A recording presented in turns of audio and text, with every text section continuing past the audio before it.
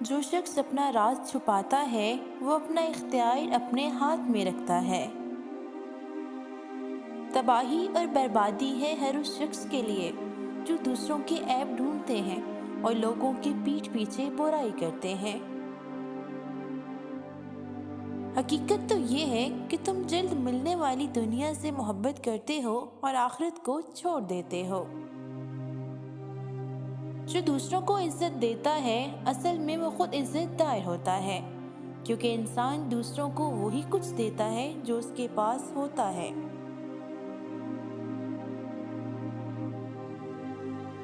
مجھے قدرت کے ایک عمل سے بہت ہی زیادہ پیار ہے، مکافات عمل۔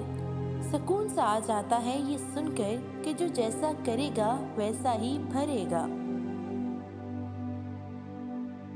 میں اپنا ہر غم اللہ کو بتاتی ہوں کیونکہ میں جانتی ہوں کہ میرے ہر غم کا علاج اللہ کے پاس موجود ہے۔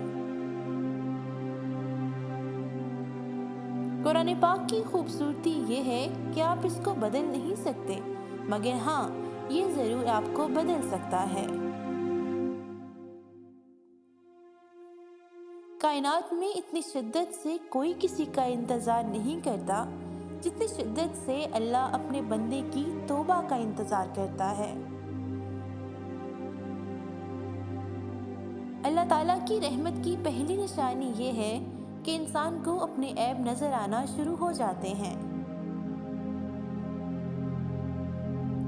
جب وضو کرنا مشکل ہو رہا ہو تو یہ سوچا کریں کہ گناہ دھونے جا رہا ہوں۔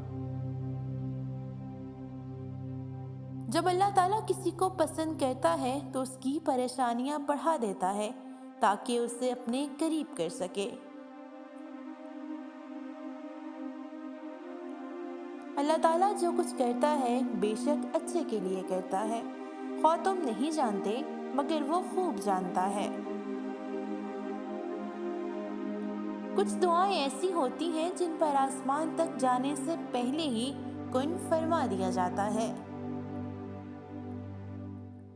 خاموش آنسو اللہ تعالیٰ سے ہر بات منوا لیتے ہیں۔ اللہ تعالیٰ دینے میں دیر ضرور کرتا ہے لیکن وہ دعائیں اپنے وقت پر بھی ضرور سنتا ہے۔